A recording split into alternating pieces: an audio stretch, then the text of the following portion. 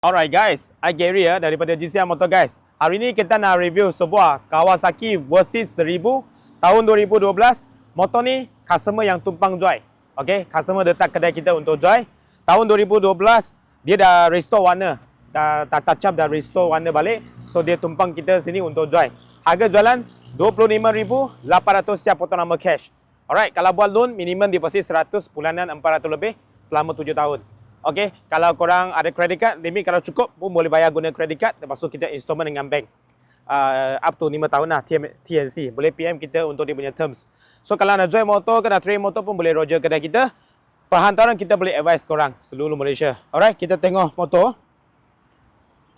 Korang tengok tayar depan dia pakai Pirelli Diablo Rosso 3. Okey, 120 70 17. Bunga dia masih ada around 85%. Pakai USD fork.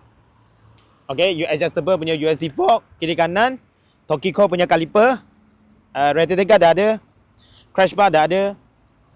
Okay, so korang tengok dia punya mini full pun dia dah restore. Dia dah polish, dah kilat sangat. Warna dia pun dah restore, warna baru, warna hijau. Windshield depan pun baru. Nombor pun cantik, 5151. Windshield ni dia adjustable. Okay, boleh naik turun. Okay, boleh naik turun ya. Manual lah. Lepas tu handleguard. Engine 4 silinder. Sama engine dengan Jack 1000 punya engine. Okay, korang tengok cat dia semua cantik lah. Dia dah restock. So ada GV punya side panel. GV punya top box. Alright. Lepas tu exhaust. Exhaust dah tukar, korang tengok ni. Exhaust aftermarket punya Akrapovic dah tukar.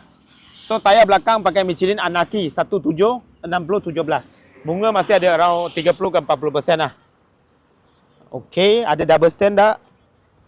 Tapak itik pun dah ada. Ini orang panggil tapak itik.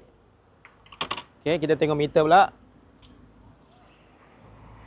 Okey, ini ada KTRC ya. Mileage 66,000. Dia bagi tahu kita dah siap dengan itu WC dah. Okey, WC dah siap. Okey, korang tengok dia punya power, dia ada full power ataupun low.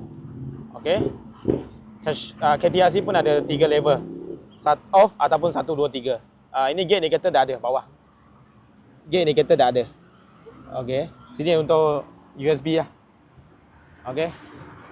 Alright, kita start bagi korang dengar guys.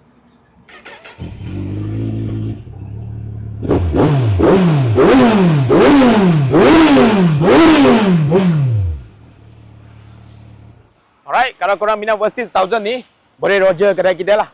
Tahun 2012, harga jualan kita nak offer 25,800 siap potong nama. Customer tumpang joy punya unit. Alright, kalau minat roger. See you next video. Bye bye.